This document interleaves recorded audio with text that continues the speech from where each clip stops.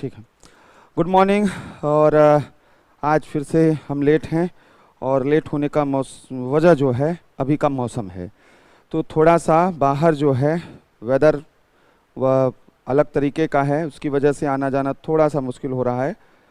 तो बहरहाल हम लोग अब अपने मूल मुद्दे की तरफ चलें। हम लोगों ने रिजर्वेशन देखना स्टार्ट किया था कि आखिर रिजर्वेशन पॉलिसी का पर्पस क्या है, ऑब्जेक्टिव क्या है और रिजर्वेशन पॉलिसी का इवैल्यूएशन क्या है। ये सारी चीज़ें आज हम लोगों को कवर करनी है जो राइट टू इक्वलिटी के तहत आती हैं। तो हम कल आरक्षण नीति का उद्देश्य जब हम बता रहे थे तो हमने कहा कि इसके जो मेन फैक्टर हैं, यानी जो इसके ऑब्जेक्टिव थे, वो ऑब्जेक्टिव वहाँ पर क्या था। पहला ऑब्जेक्टिव था टू इंश्योर सोशल रिप्रेजेंटेशन, यानी सामाजिक प्रतिनिधित्व को यहाँ सुनिश्चित करना सबसे पहला यह इसका टारगेट था।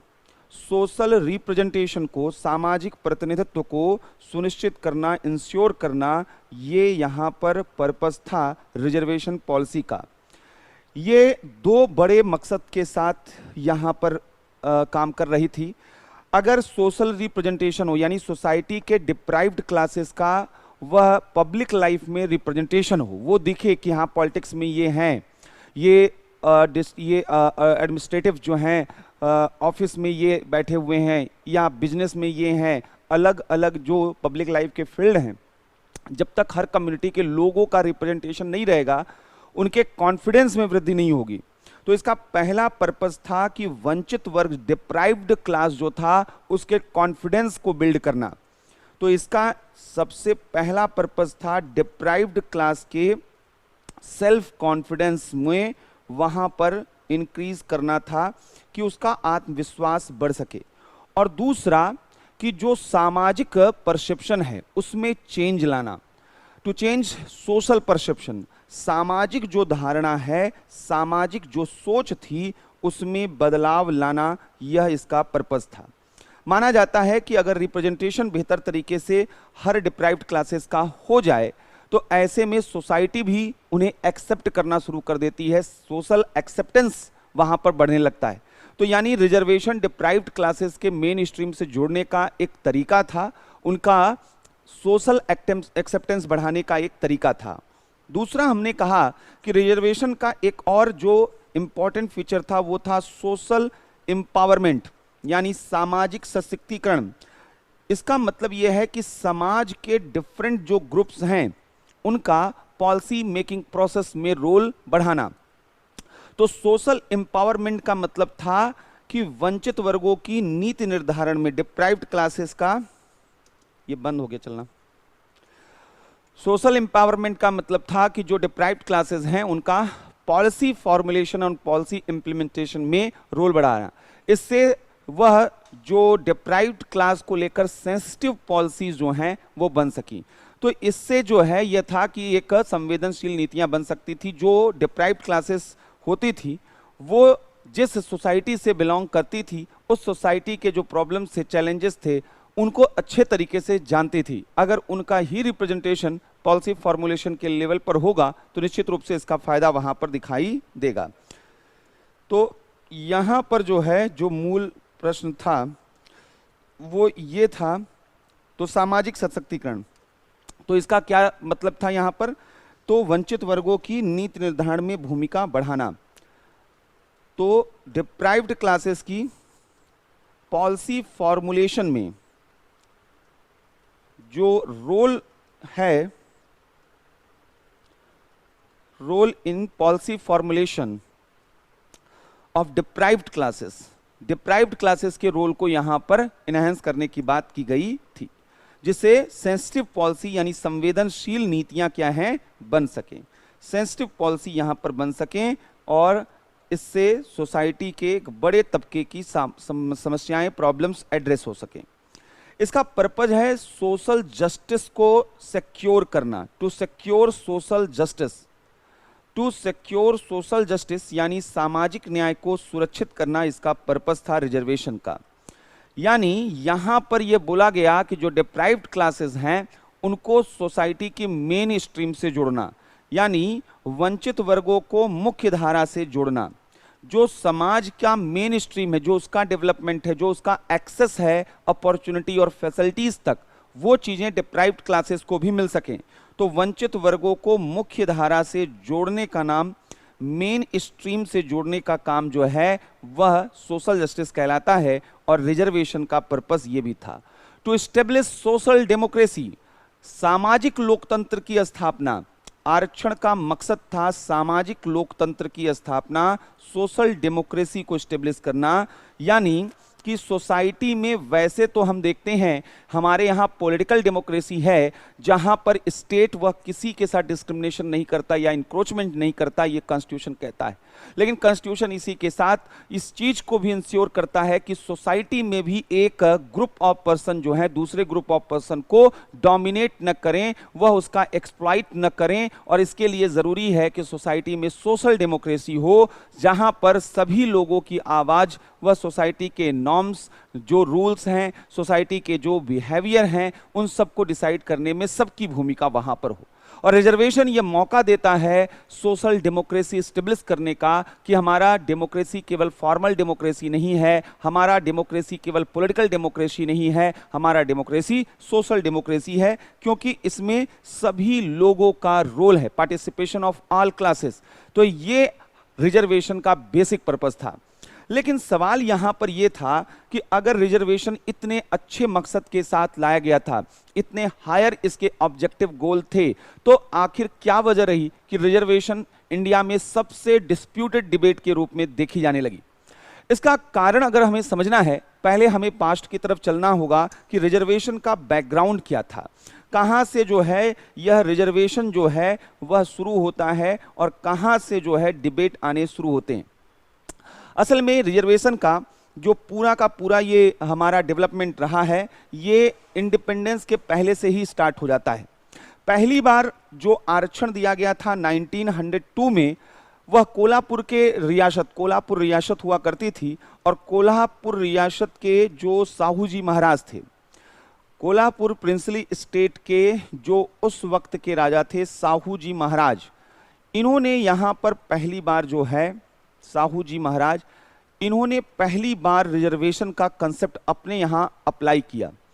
और जब इन्होंने अप्लाई किया यहाँ पे, तो उस वक्त डॉक्टर अंबेडकर का बड़ा सपोर्ट भी था, और उस वक्त एक अच्छा वेलकम स्टेप यहाँ पर माना गया। उन्होंने अपनी देसी रियासतों में कुछ सीटें शेड्यूल कास्ट के लिए वहाँ पर रिजर्व कर दी। तो एक कंसेप्ट के रूप में आप कह सकते हैं कि वहाँ से आया। इसके कुछ दिनों के बाद अंग्रेजों ने भारत में कांग्रेस के विस्तार को होते हुए देखा, और नेशनल फ्रीडम मूवमेंट वो और ज्यादा कंसोलिडेटेड होता जा रहा था। इस बात से डरे हुए थे अंग्रेज। खासकर 1905 में जब स्वदेशी मूवमेंट स्टार्ट हुआ बंगाल का, तो इस तरीके की यूनिटी और इस तरीके का एग्रेशन वह नेशनल मूवमेंट में देखा गया कि अंग्रेज इससे डरे हुए थे। उनको यह मालूम था कि अगर भारत में रूल करना है तो यहाँ की यूनिटी को ब्रेक करना होगा। 1906 में उन्होंने मुस्लिम लीग के गठन में अपना रोल प्ले किया। उन्होंने उनको प्रमोट किया कि आप इस तरीके का एक पैरेलल विंग बनाए, जैसा कि कांग्रेस ने। और ये प्रोपोगेट किया गया कि कांग्रेस हिंदुओं का ऑर्गेनाइजेशन है और मुसलमानों का अपना एक ऑर्गेनाइजेशन होना चाहिए, जिसे मुस्लिम लीग कहा गया। इस मुस्लिम लीग के गठन के बाद उन्हें अपीस करने की भी जरूरत थी, और यही वजह है कि 1909 के एक्ट में ब्रिटिश गवर्नमेंट ने एक नया कंसेप्ट इंडिया में लाया, जिसे हम कहते हैं कि वह सेपरेट इलेक्टोरेट का कंसेप्ट आया, यानी पृथक जो है निर्वाचन प्रणाली, जिसे कम्युनल अकॉर्ड भी कहा जाता है। पृथक निर्वाचन प्रणाली का मतलब क्या समझिएगा, और यह रिजर्वेशन से कैसे अलग था। असल में अंग्रेजों ने कहा कि हिंदू और मुस्लिम दो अलग अलग रिलीजन हैं, और अलग अलग रिलीजियस कम्युनिटी होने की वजह से दोनों के सोशियो इकोनॉमिक इंटरेस्ट भी अलग हैं, यानी दोनों के सामाजिक आर्थिक हित भी क्या हैं, अलग अलग हैं। यही कारण है कि उन्होंने कहा कि हिंदुओं का जो इंटरेस्ट है वह मुस्लिम के द्वारा रिप्रेजेंटेड नहीं हो सकता है, मुसलमानों का इंटरेस्ट हिंदुओं के द्वारा रिप्रेजेंटेड नहीं हो सकता है।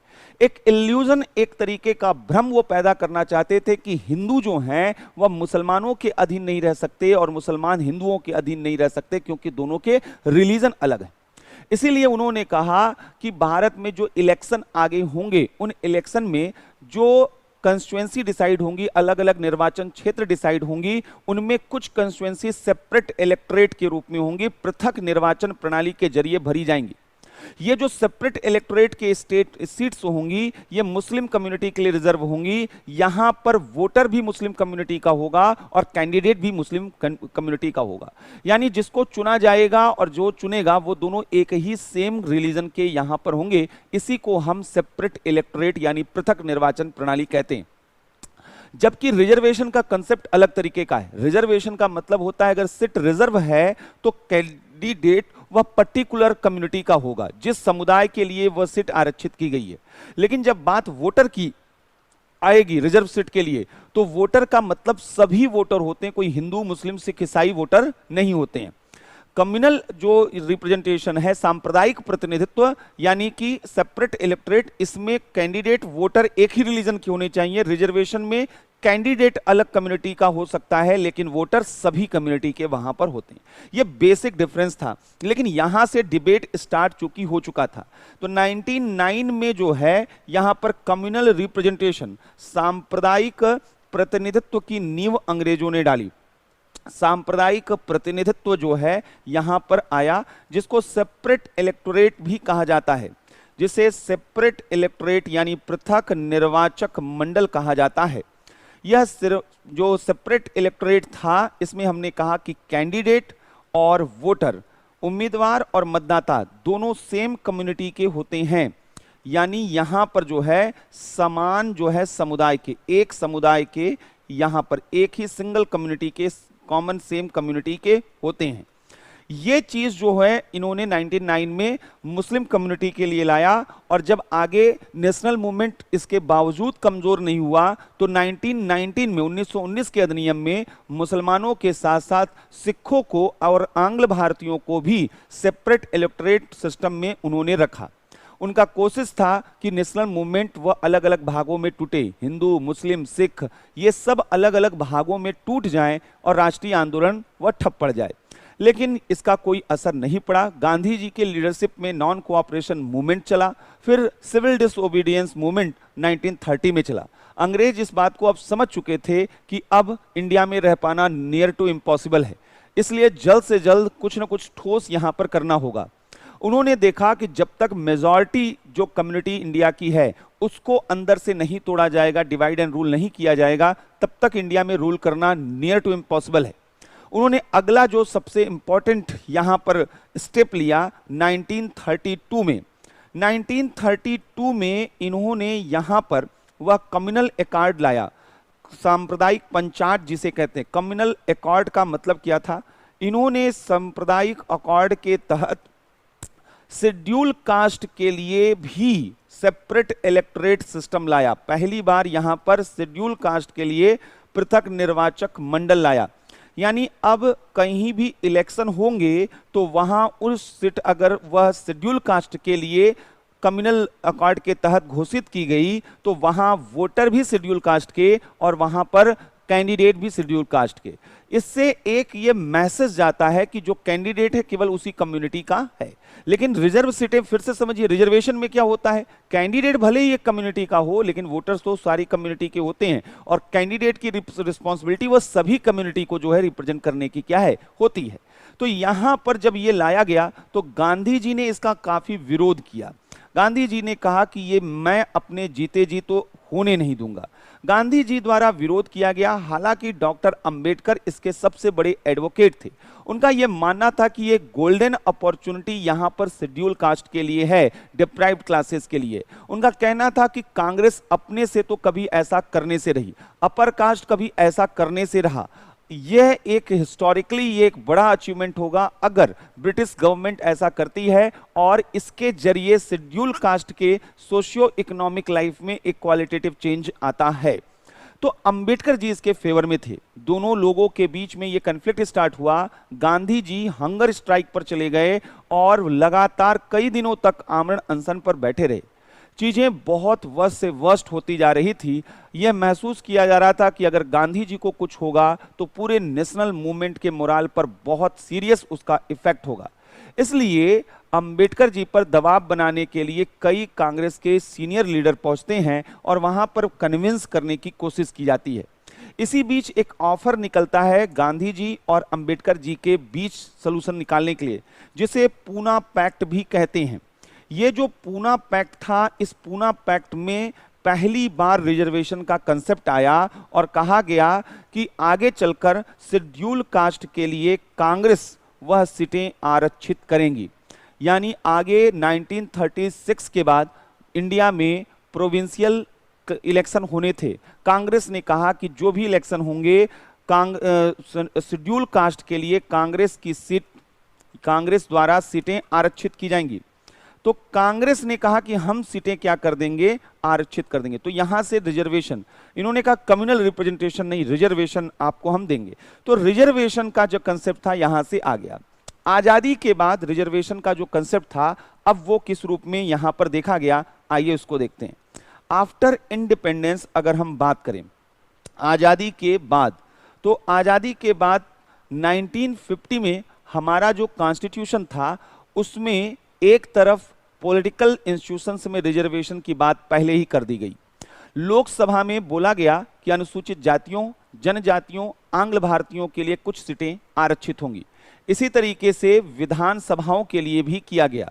तो एक तरफ पॉलिटिकल इंस्टीट्यूशंस में रिजर्वेशन थे, दूसरा गवर्नमेंट जॉब जो थे आर्टिकल 16 के तहत उसमें भी रिजर्वेशन का प्रोविजन था। तीसरा आर्टिकल 15(4) के तहत वह एजुकेशनल इंस्टीट्यूशन में, जो कि आगे चलकर और क्लियर तब हुआ जब आर्टिकल 15(5) इंक्लूड किया गया और कहा गया कि रिजर्वेशन एजुकेशनल इंस्टीट्यूशंस के लिए भी रहेंगे।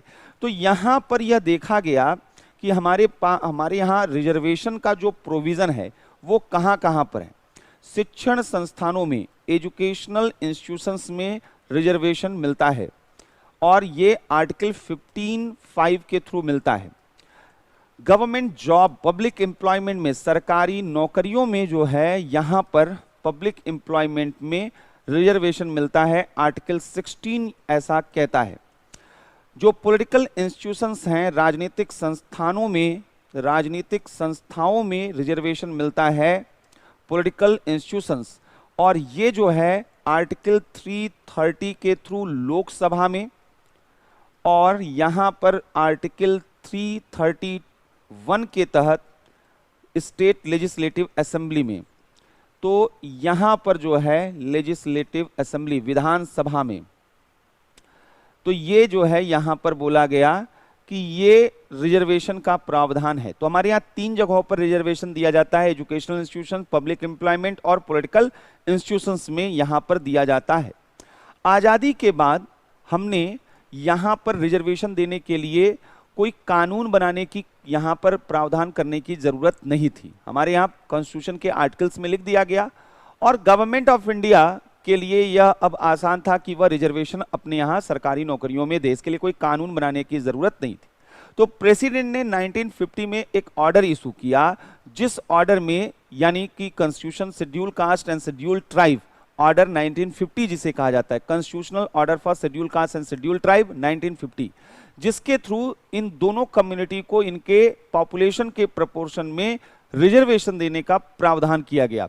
तो यानी यहां पर संविधान, constitution, schedule caste and schedule tribe order, संविधान आदेश, कॉन्स्टिट्यूशन ऑर्डर 1950, इसके थ्रू जो है यहां पर वह जनसंख्या के अनुपात में, पॉपुलेशन के अकॉर्डिंग जो है जनसंख्या के अनुपात में अनुसूचित जाति और जनजाति, शेड्यूल कास्ट और शेड्यूल ट्राइब को रिजर्वेशन दे दिया गया।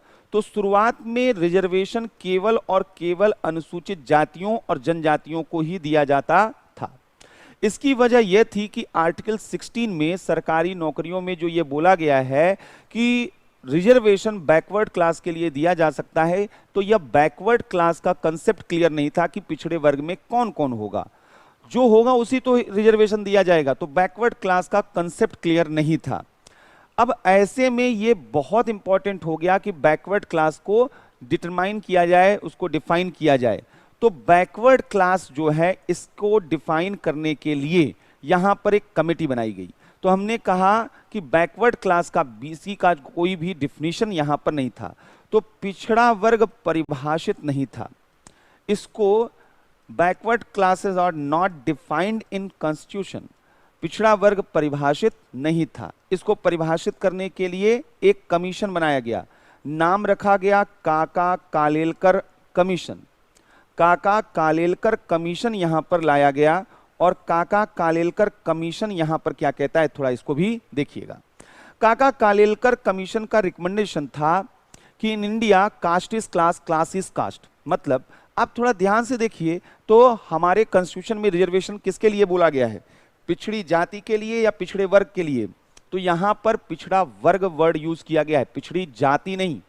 लेकिन काका कालेलकर कमीशन का यह मानना था कि कास्ट और क्लास में पहले अगर हम अंतर देखें तो क्या है, आखिर कास्ट किसे कहते हैं और क्लास किसे कहते हैं। इनका कहना था कि कास्ट और क्लास में सबसे बेसिक डिफरेंस ये है, एक तो सिमिलरिटी है। सिमिलरिटी क्या है, कास्ट में भी स्ट्रेटिफिकेशन होता है, सोसाइटी कई भागों में बटी होती है। क्लास में भी सोसाइटी कई भागों में बटी होती है, upper class, middle class, lower class, इस तरीके से डिवाइडेड होती है। इनका कहना था लेकिन यहां कास्ट में जो आपका पोजीशन है वह बाय बर्थ डिसाइड हो जाता है, यहां पर बाय बर्थ डिसाइड हो जाता है आप कहां होने वाले हैं। और क्लास में जो है वह इनकम के थ्रू जो है वह डिसाइड होता है, आपके इकोनॉमिक स्टेटस को यहां पर देखा जाता है। यानी कास्ट जो है वह एक सोशलॉजिकल जो है कंसेप्ट है, यह एक सामाजिक धारणा, एक सोशल कंसेप्ट है, यह सामाजिक धारणा है। क्यों? क्योंकि यह जन्म के आधार पर लोगों की स्थिति को डिसाइड करती है, और क्लास इनकम के आधार पर, इसलिए यह इकोनॉमिक कंसेप्ट है, आर्थिक धारणा यहां पर है। अब सवाल यह है कि कास्ट में जब बर्थ से आपका कास्ट डिसाइड कर दिया जाता है तो इसमें कोई मोबिलिटी नहीं होती है, यानी यहां पर यह एक क्लोज्ड सोसाइटी होती है, बंद व्यवस्था होती है, यह क्लोज्ड सिस्टम होता है। जिस कास्ट में आप जन्म लिए आप हमेशा उसी कास्ट में रहेंगे, आपको उस कास्ट के अकॉर्डिंग वह रिसोर्सेस, वह रिस्पेक्ट, वह प्रेस्टीज वहां पर मिलेगा। क्लास में यह है कि यह एक ओपन कंसेप्ट है, यह खुली धारणा है, खुली व्यवस्था है। खुली व्यवस्था का मतलब है आज आपके पास रिसोर्स नहीं है, कल को आपका सिलेक्शन हो गया, आप यहां बैठे थे, अचानक आपने लंबा छलांग लगा दिया, यानी आप अचानक जो है लोअर क्लास से वह मिडिल क्लास या अपर मिडिल क्लास या अपर क्लास की तरफ वह आप चले जाएंगे। तो यहां ओपननेस ज्यादा होता है इस सिस्टम में। लेकिन यहां पर काका कालेलकर का कहना क्या था, उन्होंने कहा इंडिया में जो इकोनॉमिकली डिप्राइव्ड है, इंडिया में जो सोशली डिप्राइव्ड है वही इकोनॉमिकली डिप्राइव्ड है। यानी कास्ट क्या है, सामाजिक पिछड़ापन, ठीक है। तो जाति सामाजिक पिछड़ापन केवल नहीं था भारत में, सामाजिक के साथ साथ आर्थिक, क्योंकि सामाजिक पिछड़ापन जिसका होगा वही आर्थिक पिछड़ापन भी होगा। अनुसूचित जातियों को या जो भी इस तरीके की जातियां थी उनको जो काम दिए गए उन काम से उनका लाइवलीहुड केवल चल सकता था, रिसोर्सेस पर कंट्रोल कभी दिया ही नहीं गया। तो काका कालेलकर का कहना था कि इंडिया में जो कास्ट है वही क्लास है, इनमें कोई डिफरेंस नहीं है, जो सामाजिक रूप में पिछड़ा है वही आर्थिक रूप में क्या है, वह पिछड़ा है। तो यहां पर इन्होंने कास्ट इज क्लास, जाति ही वर्ग है, एक कंसेप्ट यहां पर दिया। इन्होंने कहा सामाजिक जो सोशली बैकवर्ड क्लासेस है, जो सामाजिक रूप से पिछड़ा वही आर्थिक रूप से पिछड़ा। तो सामाजिक backwardness is equal to economic backwardness, इन्होंने यहां पर यह बोला। इनका जो कहना था काका कालेलकर का कि इंडिया में अगर 20 बैकवर्ड क्लास कम्युनिटी को काउंट किया जाए, इन्होंने कहा कि भारत में 2399 कास्ट जो हैं वह बैकवर्ड कास्ट के रूप में है। एज अ बैकवर्ड कास्ट जो हैं यहां 2399, और इनका कहना था कि इनको इसी आधार पर क्या है, आरक्षण दिया जाए। यानी इन्होंने कहा कि कास्ट को ही बैकवर्ड क्लास का आधार बनाया जाए, जाति को ही पिछड़े वर्ग का आधार बनाया जाए। तो यहां पर बोला गया कि जो बैकवर्ड क्लास है should be the basis for caste, इस जो है कास्ट यानी जाति जो है वो होना चाहिए किसका बेसिस, वह उसका ग्राउंड होना चाहिए पिछड़ा वर्ग का, जाति को ही पिछड़े वर्ग का आधार बनाना चाहिए। तो ये इनका कहना था, लेकिन गवर्नमेंट ने इसे रिजेक्ट कर दिया, यानी सरकार ने इसको स्वीकारा नहीं, गवर्नमेंट यहां पर इसको रिजेक्ट कर देता है, रिजेक्टेड बाय गवर्नमेंट। अब यहां से जो है एक तो अभी तक 1950 के बाद केवल और केवल शेड्यूल कास्ट और केवल शेड्यूल ट्राइब को उनके पॉपुलेशन के रेशियो में रिजर्वेशन इंडिया में मिल रहा था, किसी और को नहीं मिल रहा था। बैकवर्ड क्लास अभी कोई नहीं था। लगभग 15% पॉपुलेशन जो है के आधार पर शेड्यूल कास्ट को लगभग 15% रिजर्वेशन थे और 7.5% रिजर्वेशन जो था वो यहां पर शेड्यूल ट्राइब के लिए था। लगभग 22.5% जो है रिजर्वेशन अब तक दिए जा चुके थे। इसी बीच मैसूर गवर्नमेंट ने एक बड़ा अलग तरीके का डिसीजन लिया। मैसूर गवर्नमेंट ने अपने यहां 68% जो सीट्स थी उसको रिजर्व रख दिया, 68% सीटें आरक्षित कर दी गई। यह मुद्दा कोर्ट में पहुंचता है और कहा जाता है कि क्या यहां पर इस तरीके से अनडिफिनिट फॉर्म में जो है रिजर्वेशन की जो लिमिट है, कैप है, उसको बढ़ाया जा सकता है? क्या इतना आरक्षण, क्या सारी सीटें आरक्षित की जा सकती हैं? यहां सवाल उठाया गया। हमारे कॉन्स्टिट्यूशन के आर्टिकल 335 में यह कहा गया है कि रिजर्वेशन देते वक्त हमें यह ध्यान रखना होगा कि मेरिट और एडमिनिस्ट्रेटिव इफिशियंसी वो कंप्रोमाइज न हो। हम आरक्षण दें लेकिन उसमें योग्यता और प्रशासनिक कुशलता की उपेक्षा न करें। तो इसलिए एक बैलेंस बनाने की जरूरत है हमारे यहां कि मेरिट का भी रिस्पेक्ट हो और सोशल जस्टिस के जो हमारे गोल हैं वो भी अचीव हो। इसलिए मामला पहुंचा बालाजी बनाम मैसूर, जो है बालाजी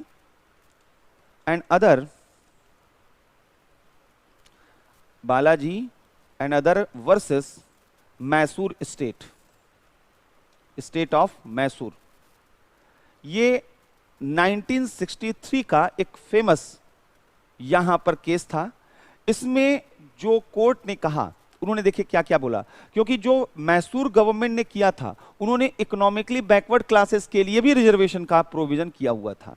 तो ऐसे में गवर्नमेंट ने बालाजी मैसूर केस में जुडिशरी ने कई तरीके के कंफ्यूजन दूर किए। पहला उन्होंने क्या कहा, उन्होंने कहा upper limit of reservation should be up to 50%, यानी 50% से अधिक आरक्षण तो हो ही नहीं सकता है। तो आरक्षण की जो उच्चतम सीमा है, upper limit of reservation should be 50%, up to 50%। आरक्षण की उच्चतम सीमा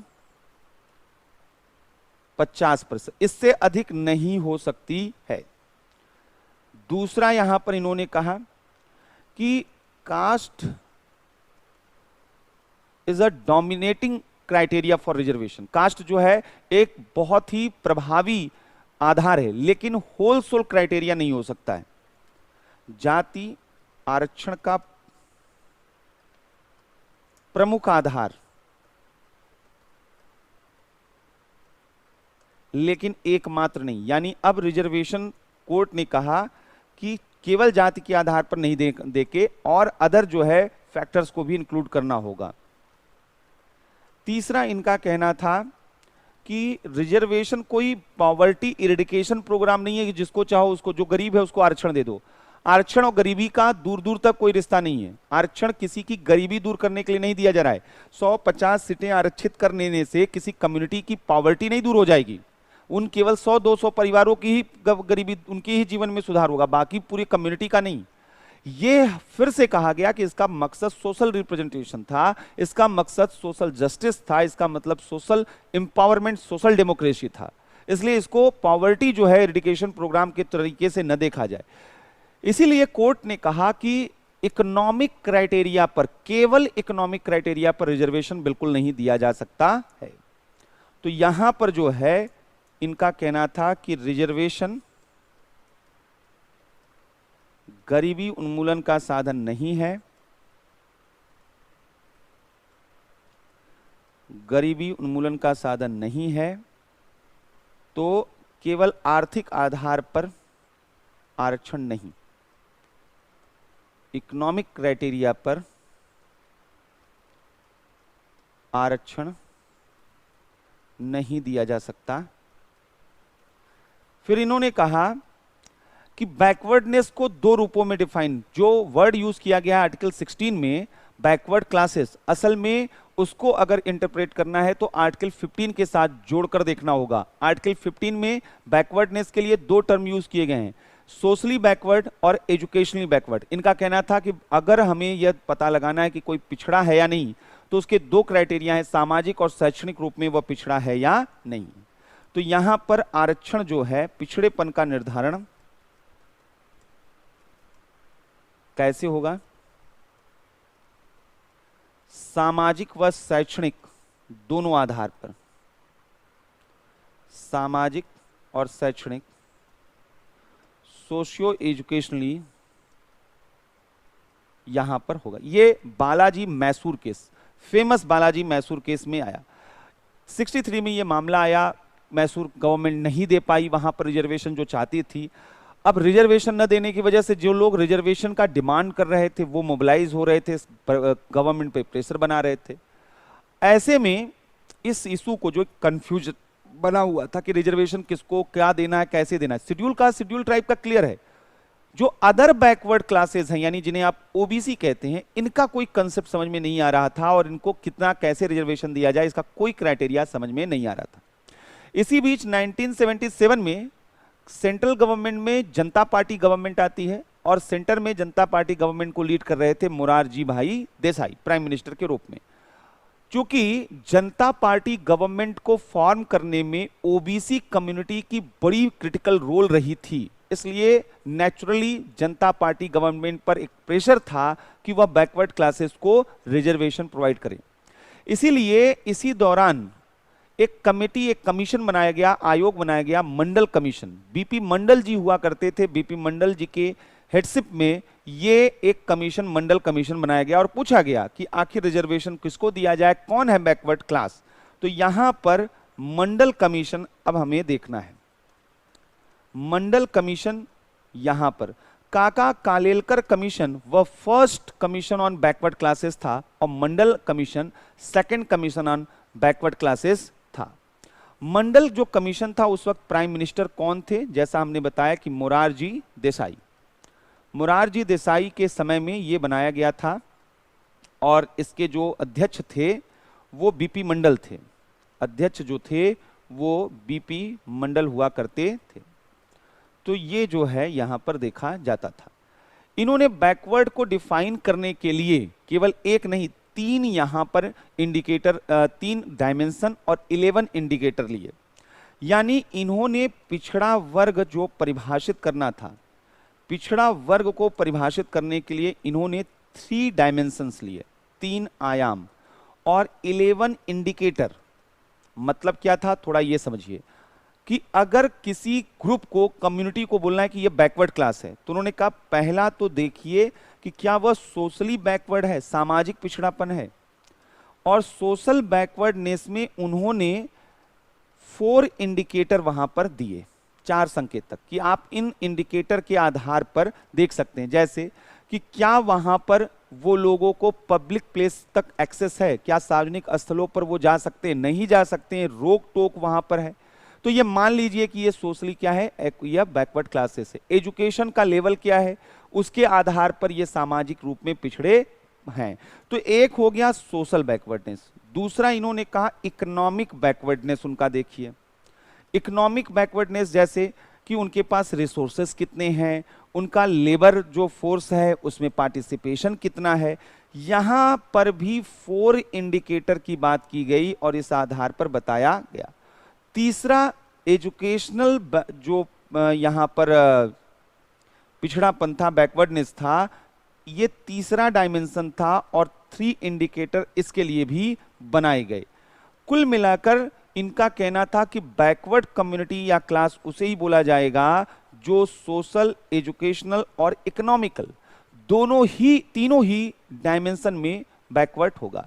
फिर इन्होंने सर्वे करना शुरू किया कि कौन है जो सामाजिक, शैक्षिक, आर्थिक तीनों दृष्टि से पिछड़ा है। और यह ध्यान रखिएगा, इसमें केवल एक दृष्टि से पिछड़ेपन को पिछड़ेपन की परिभाषा में नहीं रखा जाता। यानी आप सोशली बैकवर्ड हैं, आपका जो कास्ट सिस्टम में स्थान है वो बीच में है, लेकिन आप इकोनॉमिकली और एजुकेशनली अगर बेहतर स्थिति में हैं तो आपको इस वक्त पिछड़े की परिभाषा में न रखा जाता। तो मंडल कमीशन ने पूरे भारत का सर्वे किया और सर्वे करते हुए इन्होंने कहा कि भारत में 52% पॉपुलेशन जो है वह ओबीसी के रूप में है। 52% जनसंख्या ओबीसी, अदर बैकवर्ड क्लास। ये इसलिए क्योंकि शेड्यूल कास्ट शेड्यूल ट्राइब को हमने इससे निकाल दिया, तो इसलिए वैसे तो बैकवर्ड क्लास में सब शामिल है, लेकिन अगर शेड्यूल कास्ट शेड्यूल ट्राइब को निकाल दिया जाए तो क्या कहलाएगा? OBC, other backward class. अब अदर बैकवर्ड क्लास की पॉपुलेशन कितनी? 52%। और भारत में मंडल कमीशन ने बताया कि ये 52% ओबीसी केवल हिंदुओं में नहीं है, ये 52% ओबीसी में बहुत से ओबीसी व मुस्लिम कम्युनिटी और अदर कम्युनिटी में भी हैं। तो इन्होंने कहा कि लगभग 44% जो ओबीसी हैं वह हिंदू कम्युनिटी से आते हैं और लगभग 8% जो यहां पर ओबीसी हैं वह नॉन हिंदू कम्युनिटी से आते हैं, और जिसमें मेनली मुस्लिम कम्युनिटी के जो लोग थे उनको भी रखा गया। कहा गया ऐसे में कि ये 52% ओबीसी हैं और इनको 52% रिजर्वेशन, क्योंकि उस वक्त रिजर्वेशन का क्राइटेरिया होता था पॉपुलेशन, कि जितने परसेंट पॉपुलेशन उतने परसेंट रिजर्वेशन। अब इनको कहा गया कि 52% रिजर्वेशन इनको दिया जाए, लेकिन प्रॉब्लम ये थी कि इस इनके रिपोर्ट के आने के समय उसके पहले ही बालाजी बनाम मैसूर केस में जुडिशरी ने एक बड़ा इंपॉर्टेंट सा वर्डिक्ट दिया था। उनका कहना था कि किसी भी प्राइस पर किसी भी तरीके से रिजर्वेशन का अपर लिमिट 50% से क्रॉस नहीं हो सकता है। अब अगर 52% रिजर्वेशन ओबीसी को दे दिया जाता और ऑलरेडी 22.5% शेड्यूल कास्ट और शेड्यूल ट्राइब को रिजर्वेशन दिया जा रहा था, तो ऐसी कंडीशन में यहां पर लगभग 75% जो सीटें थी वो रिजर्व हो जाती और मेरिट के साथ यह एक सीरियस कंप्रोमाइज होता, और यह सही कतई नहीं माना जा सकता था। इसलिए यहां पर मंडल कमीशन ने अपने रिकमेंडेशन में रिव्यू करते हुए चेंज किया। उन्होंने कहा 23% लगभग शेड्यूल कास्ट शेड्यूल ट्राइब को रिजर्वेशन मिल चुका है और बाकी बचे 27% जितना दिया जा सकता है। तो 27% रिजर्वेशन किसको दिया जाए? वह ओबीसी को दिया जाए। तो इन्होंने 27% आरक्षण यहां पर बोला कि फॉर ओबीसी किया जाए। और सबसे बड़ी चीज इन्होंने कहा, उस वक्त बोला था कि प्राइवेट सेक्टर जिन्हें राज्य की स्टेट की मदद मिलती है वहां भी रिजर्वेशन लाया जाए, लेकिन ये रिकमेंडेशन कभी माना नहीं गया। लेकिन इन्होंने भी कहा था कि निजी क्षेत्र में भी आरक्षण इन्होंने बोला था, और निजी क्षेत्र में आरक्षण प्राइवेट सेक्टर में रिजर्वेशन की बात की थी जिन्हें सरकारी सहायता मिलती थी, जो गवर्नमेंट के द्वारा एडिट थे या गवर्नमेंट से कोई ना कोई वह असिस्टेंस वहां पर लिया करते थे, उन लोगों को यहां पर बोला गया कि भाई आपको भी रिजर्वेशन देना चाहिए। अब यहां पर देखा गया कि ये उस वक्त तो इंप्लीमेंट नहीं हुआ, लेकिन आगे चलकर 1990 में वीपी सिंह गवर्नमेंट आई और वीपी सिंह गवर्नमेंट ने यहां पर बोला कि हम मंडल कमीशन के रिकमेंडेशन को लागू करेंगे। मंडल कमीशन के रिकमेंडेशन को लागू किया गया और 27% रिजर्वेशन जो है वह ओबीसी के लिए यहां पर डिक्लेयर कर दिया गया। इस एक घटना ने पूरे भारत में पोलराइजेशन बड़ी तेजी से बढ़ा दिया।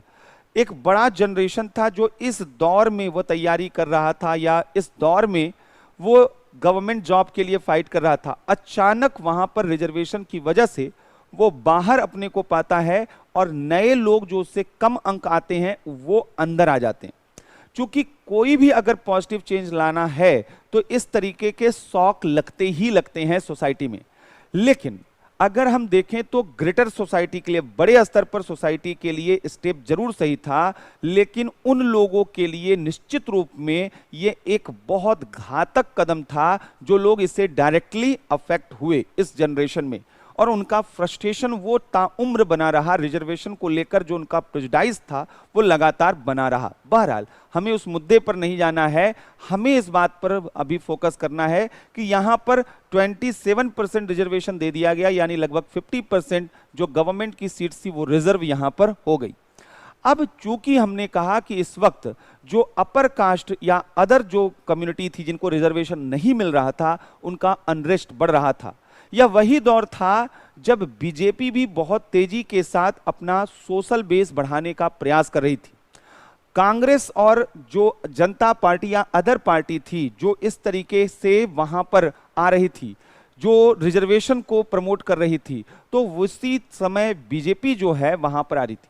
बीजेपी फॉरवर्ड कम्युनिटी के एक ग्रुप के रूप में देखा। उस वक्त जो उसकी इमेज थी वह केवल और केवल अपर कास्ट के एक जो है पॉलिटिकल पार्टी के रूप में था, लेकिन अपने आप में एक प्रेशर तो था ही यहां पर, खासकर कांग्रेस के लिए, कि कहीं ऐसा न हो कि पोलराइज्ड होकर अपर कास्ट पूरा का पूरा वोट बैंक वह बीजेपी के पास वह चला जाए। तो ऐसी स्थिति में नरसिम्हा राव गवर्नमेंट ने भी एक बड़ा महत्वपूर्ण डिसीजन लिया। उनका मानना था कि जब रिजर्वेशन यहां सबको दिया ही जा रहा है तो क्यों ना अनरिजर्व कैटेगरी के लिए भी दिया जाए, इकोनॉमिकली वीकर सेक्शन को भी दिया जाए। तो नरसिम्हा राव गवर्नमेंट ने 91 में 10% रिजर्वेशन वह इकोनॉमिकली बैकवर्ड क्लासेस के लिए दे दिया। जो लोग आर्थिक रूप से पिछड़े थे उनके लिए भी 10% का आरक्षण किसने इशू किया ऑर्डर? नरसिम्हा राव गवर्नमेंट ने। दूसरा, नरसिम्हा राव गवर्नमेंट ने यह भी कहा कि ओबीसी कम्युनिटी में जो लोग वह इकोनॉमिकली वेल ऑफ हैं उन लोगों को रिजर्वेशन का बेनिफिट नहीं मिलेगा। ये दो बड़े इंपॉर्टेंट जो हैं डिसीजन यहां पर लाए गए नरसिम्हा राव गवर्नमेंट के द्वारा। तो नरसिम्हा राव गवर्नमेंट यहां पर हमने कहा कि नरसिम्हा राव गवर्नमेंट जो था, नरसिम्हा राव सरकार, उनका जो दो डिसीजन था काफी महत्वपूर्ण रहा। और वो दो डिसीजन यहां पे क्या रहा? एक तो 10% रिजर्वेशन किसके लिए? 10% आरक्षण इकोनॉमिकली बैकवर्ड क्लासेस के लिए, यानी आर्थिक रूप से पिछड़े वर्ग के लिए, इकोनॉमिकली बैकवर्ड क्लासेस के लिए। और दूसरा, ओबीसी में इकोनॉमिकली वेल ऑफ लोगों के लिए, सक्षम लोगों को आरक्षण नहीं। ये दो डिसीजन इनके द्वारा लिया गया। ये मामला फिर पहुंचा कोर्ट के पास। नरसिम्हा राव गवर्नमेंट ने जब 10% रिजर्वेशन दिया इकोनॉमिकली बैकवर्ड क्लासेस को और ओबीसी को बोला कि आपके जो आर्थिक रूप से मजबूत लोग हैं उनको आरक्षण नहीं मिलेगा, तो ये दोनों लोग पहुंच गए कहां पे? कोर्ट में। ये कोर्ट में जो केस चला इसको इंदिरा साहनी केस या मंडल केस के नाम से भी जाना जाता है। इंदिरा साहनी केस अपने आप में हिस्टोरिकल था। इंदिरा साहनी केस में बोल दिया गया कि जो बालाजी मैसूर केस में बोला गया था, यानी 50% से अधिक रिजर्वेशन नहीं होना चाहिए पहला, और economic criteria, wholesale criteria reservation का नहीं होना चाहिए। इन दोनों चीजों को एक्सेप्ट करते हुए यहां पर नरसिम्हा राव गवर्नमेंट के पहले डिसीजन को यह रद्द कर दिया गया कि 10% रिजर्वेशन अगर कर दिया जाएगा तो अभी 50% रिजर्वेशन है, ये 60% यानी 49.5% हो चुका था। 22.5 उनका, 27 ओबीसी का, तो 49.5% हो चुका था। अगर 10% और आरक्षण देंगे तो 59.59% हो जाएगा, 59.5। तो यहां पर बोला गया कि नहीं, ये नहीं किया जा सकता है, इसको यहीं पे रोका जाए। तो इस तरीके से यहां पर बोला गया। तो 10% रिजर्वेशन का जो कंसेप्ट था वो यहां पर नहीं आ पाया। दूसरा, ओबीसी जो लोग थे, वो जो आर्थिक रूप से सक्षम लोग थे ओबीसी में, कहा गया कि उनको जो है रिजर्वेशन नहीं दिया जाएगा। कोर्ट ने कहा कि यहां पर यह बात सही है क्योंकि जो इकोनॉमिकली वेल ऑफ हैं वो आसानी से अपने परिवार को, अपने लोगों को अच्छी जिंदगी दे सकते हैं, उनको रिजर्वेशन की जरूरत नहीं है। इसी को क्रीमी लेयर का कंसेप्ट कहा जाता है कि ओबीसी में कुछ लोग क्रीमी लेयर के हैं, यानी मलाईदार परत हैं, जिनको रिजर्वेशन का जरूरत नहीं है। तो अगला जो महत्वपूर्ण यहां पर मामला आया, इंदिरा साहनी केस। इंदिरा साहनी केस, इसको मंडल केस भी कहते हैं। यहां पर बोला गया क्या? अपर लिमिट रिजर्वेशन का क्या है? 50%। आरक्षण की उच्चतम सीमा 50%। दूसरा यहां पर क्या बोला गया? आर्थिक आधार पर आरक्षण नहीं, इकोनॉमिक। तो 10% का जो आरक्षण था उसको कट कर दिया गया कि नहीं। तो यहां पर 10% रिजर्वेशन जो नरसिम्हा राव गवर्नमेंट ने दिया था। ओबीसी के लिए क्रीमी लेयर की धारणा लाई गई।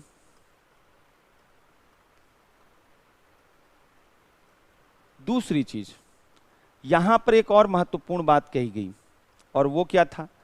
कहा गया कि no reservation in promotion. Reservation केवल रिक्रूटमेंट के लेवल पे होगा, प्रमोशन के लेवल पर नहीं। न्यायालय ने कहा प्रोन्नति में आरक्षण नहीं, नो रिजर्वेशन इन प्रमोशन। इन्होंने प्रोन्नति में आरक्षण नहीं।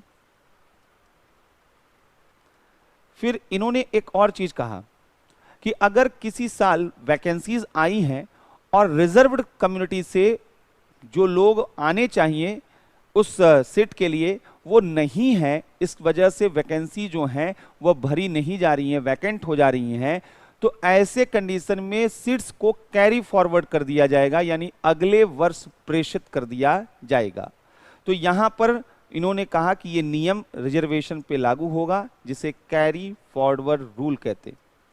कैरी फॉरवर्ड नियम लागू होगा, इसका मतलब था कि अगर किसी वर्ष आरक्षित सीटों में वह रिक्तियां भरी नहीं जा सकी हैं और रिक्तियां कुछ रह गई हैं, तो उतनी रिक्तियां वह समाप्त नहीं मानी जाएंगी, बल्कि अगले वर्ष उन्हें प्रेषित कर दिया जाएगा, और अगले वर्ष जितनी वैकेंसी निकलेंगी उसके साथ साथ अलग से इन्हें वैकेंसी में जोड़ दिया जाएगा, और ये केवल उस कम्युनिटी के लिए रहेंगी जिनके लिए रिजर्व किया गया था। फिर ये चीज तो यहां पे आया। इसके बाद इसमें न्यायालय ने बहुत सी चीजें बोल दी, गवर्नमेंट ने बहुत सी चीजें एक्सेप्ट कर ली, लेकिन बहुत सी चीजें जुडिशरी एक्सेप्ट करने वाला, गवर्नमेंट एक्सेप्ट करने वाला नहीं था। एक और चीज यहां पर जुडिशरी ने बोला था कि एक स्टैचुरी बॉडी बनाया जाए, यानी पार्लियामेंट एक एक्ट बनाकर वह सांविधिक निकाय बनाए। सांविधिक निकाय का काम क्या होगा? यह एक पिछड़ा वर्ग आयोग होगा, जिसका काम यहां पर इंक्लूजन और एग्जिट देखना है। इंक्लूजन देखना है और एग्जिट देखना है, यानी कि किनको यहां पर पिछड़े वर्ग में शामिल करना है और किसको पिछड़े वर्ग की सूची से बाहर कर देना है। तो इंक्लूजन और एग्जिट पॉलिसी यहां पर वह इन्होंने रिकमेंड किया था। लेकिन हुआ क्या? यहां पर आफ्टर इंदिरा साहनी केस, इंदिरा साहनी वाद के बाद देखिए क्या होता है। गवर्नमेंट कुछ जुडिशरी के वर्डिक्ट से संतुष्ट नहीं थी, सेटिस्फाई नहीं थी, तो उन्होंने कुछ चेंजेस किए हैं, और वो चेंजेस क्या क्या थे एक एक करके देखिएगा। पहले 76 कॉन्स्टिट्यूशनल अमेंडमेंट लाया गया, और इसके थ्रू तमिलनाडु में 69% रिजर्वेशन दिया गया। और चूंकि इंदिरा साहनी केस, बालाजी मैसूर केस, इन दोनों में बोला जा चुका था कि 50% से अधिक अपर लिमिट नहीं होगा, तो ऐसे में 69% तो टोटली इनवैलिड था। लेकिन पार्लियामेंट ने अपने एक एक्ट के तहत इसे 9th शेड्यूल में शामिल कर लिया था। 9th शेड्यूल में जो है शामिल करने का मतलब क्या है? 9वीं अनुसूची।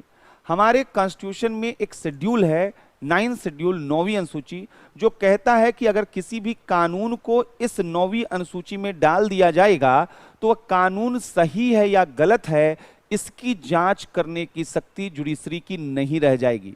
यानी जुडिशरी ये चेक ही नहीं कर सकती कि 9th शेड्यूल में इंक्लूडेड लॉ वैलिड या इनवैलिड क्या है। तो यहां पर जुडिशरी को रोक दिया गया। अब 69% रिजर्वेशन दे या 100% रिजर्वेशन दे, जुडिशरी ये नहीं कह सकती है कि ये इनवैलिड है, क्योंकि यह 69% रिजर्वेशन का जो प्रोविजन है ये 9th शेड्यूल में शामिल कर दिया गया। अभी आपने सुना होगा कि फिर से यह मामला कोर्ट में उठाया गया है, और अब इस पर यह देखा जाएगा कि यह 69% जो रिजर्वेशन है ये सही किया गया है या नहीं किया गया है। उसकी वजह है कि 2007 के बाद जब एक केस आया, IR कोहेलो केस, और उसमें बोला गया कि जुडिशरी 9th शेड्यूल की रिव्यू कर सकती है, तब से एक उम्मीद बंधी है कि अब जो है वह 9वीं अनुसूची में गलत तरीके से शामिल किए गए विषयों की न्यायिक समीक्षा करके वहां पर जुडिशरी उसको इनवैलिड, अनकॉन्स्टिट्यूशनल डिक्लेयर कर सकता है। अब दूसरी चीज क्या है? दूसरा है 77th कॉन्स्टिट्यूशनल अमेंडमेंट। इसमें जो है आर्टिकल 16(4)A इंक्लूड किया गया, जो आप पढ़ चुके हैं। यह क्या पढ़े थे आप? तो अगर याद होगा तो कल आपने पढ़ा था कि जो शेड्यूल कास्ट, शेड्यूल ट्राइब के लिए प्रमोशन में रिजर्वेशन का प्रोविजन किया गया है, तो अनुसूचित जाति और जनजाति के लिए प्रोन्नति में आरक्षण।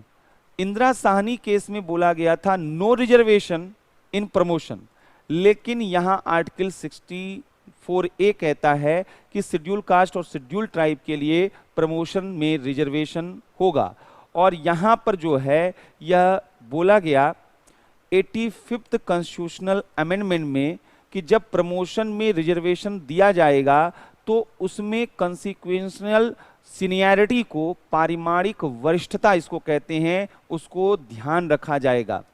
यानी कॉन्सिक्वेंशियल जो सीनियरिटी है, पारिमाणिक वरिष्ठता है, इसको कंसीडर किया जाएगा जब रिजर्वेशन में, प्रमोशन में रिजर्वेशन दिया जाएगा। मतलब क्या है समझिएगा, अगर मान लीजिए कि ग्रुप डी में कोई एक व्यक्ति जो है वो काम कर रहा है और यहां भी एक व्यक्ति काम कर रहा है, यहां पर देखा गया कि सुरेश और यहां पर मुकेश दो व्यक्ति काम कर रहे हैं। मुकेश जो अनुसूचित जाति से हैं और सुरेश जो अनरिजर्व कैटेगरी से, जनरल कैटेगरी से, अपर कास्ट या जो भी इनको आप मान लीजिए। देखा गया कि ग्रुप डी में सुरेश यहां पर सीनियर की पोजीशन पर हैं, लेकिन जब रिजर्वेशन जो है प्रमोशन के लिए दिया गया तो मुकेश का प्रमोशन पहले हो गया क्योंकि रिजर्वेशन था और ये ग्रुप सी में पहुंच गए। थोड़े दिनों के बाद सुरेश भी इस ग्रुप सी में एंट्री करते हैं, लेकिन यह काफी टाइम हो चुका है। अब यहां पर सवाल यह है कि इन दोनों में कौन ज्यादा सीनियर होगा, ग्रुप सी में मुकेश और सुरेश में कौन सीनियर होगा। अगर देखा जाए तो वैसे तो ज्यादा सीनियर सुरेश हैं, ठीक, लेकिन ग्रुप सी में एंट्री पहले किसने किया और ग्रुप सी में कौन सीनियर होगा, तो कौन होगा, मुकेश। इसी को बोलते हैं पारिमाणिक वरिष्ठता। यह कंसिक्वेंशियल सीनियरिटी है कि जो पहले इंटर करेगा वही वहां पर क्या होगा, वह सीनियर कहलाएगा। तो रिजर्वेशन में ये प्रोविजन यहां पर किए गए। 2007 में एक डिस्प्यूट, 2006 में एक डिस्प्यूट आया जिसे एम नागराज केस में उठाया गया। एम नागराज में यह बोला गया कि यह प्रमोशन में रिजर्वेशन नहीं होना चाहिए, यह कॉन्स्टिट्यूशनली अनवैलिड है, लेकिन जुडिशरी ने कहा कि नहीं, यहां पर जो है यह वैध है।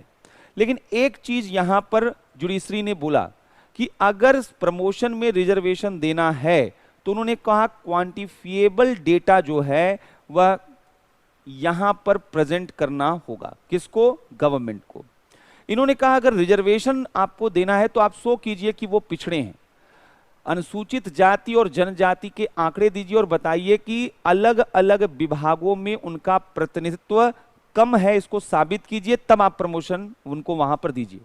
केवल एक जनरल रूल के रूप में प्रमोशन में रिजर्वेशन नहीं दिया जा सकता। अब इस एक क्वांटिफिएबल डेटा की वजह से गवर्नमेंट नहीं दे पाई यहां पर प्रमोशन में reservation schedule caste, schedule tribe को। 2012 में उत्तर प्रदेश पावर कारपोरेशन ने ऐसा ही एक डिसीजन लिया, शेड्यूल कास्ट, शेड्यूल ट्राइब के लिए वह प्रमोशन में रिजर्वेशन का प्रावधान किया। मामला कोर्ट में पहुंचा। कोर्ट ने उत्तर प्रदेश गवर्नमेंट से पूछा कोई क्वांटिफिएबल डेटा है, कोई साइंटिफिक डेटा है, आप प्रूफ कर पाएंगे कि इलेक्ट्रिसिटी डिपार्टमेंट में शेड्यूल कास्ट और शेड्यूल ट्राइब इनका अपर लेवल पर रिप्रेजेंटेशन नहीं है, क्या आप इसको साबित कर पाएंगे। लेकिन ऐसा गवर्नमेंट कुछ भी साबित नहीं कर पाई और इस वजह से वहां पर उसके ऑर्डर को जुडिशरी ने कैंसिल कर दिया। यह मुद्दा अभी पिछले साल तक लगातार चलता जा रहा था। अभी 2018 में एक और केस आया, जनरैल सिंह केस। जनरैल सिंह केस में यहां पर नागराज केस को ही फिर से उठाया गया कि भाई क्वांटिफिएबल डेटा नहीं है तो हम क्या करें। तो यहां पर बोला गया कि ठीक है, जब तक आपके पास क्वांटिफिएबल डेटा नहीं है आप दे सकते हैं, लेकिन कोशिश कीजिए वहां पर जो है वह क्वांटिफिएबल डेटा इकट्ठा करने का। तो यहां पर बोला गया कि अब जो है मात्रात्मक आंकड़ों की जो है क्वांटिफिएबल डेटा, मात्रात्मक आंकड़ों की अनिवार्यता नहीं है कि आप मतलब दे तो सकते हैं, लेकिन इकट्ठा आपको क्वांटिफिएबल डेटा भविष्य में करना होगा। तो यहां पर जो है ये देखा जा रहा है।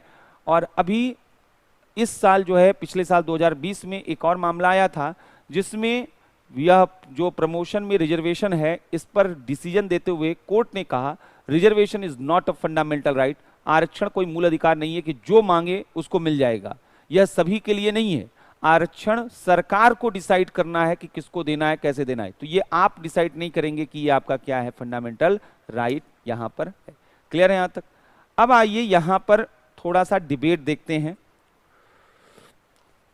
ये तो प्रीलिम्स के पॉइंट ऑफ व्यू से कुछ कुछ चीजें हम लोग यहां पर देख रहे थे।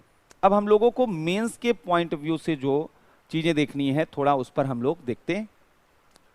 मेंस के पॉइंट ऑफ व्यू से यहां पर जो हम लोगों को देखना है वो क्या देखना है, हमको देखना है पहली चीज की रिजर्वेशन जो है वह अलग अलग एरिया में कहां तक सही कहां तक गलत है, क्यों कैसे है, कुछ डिबेट है।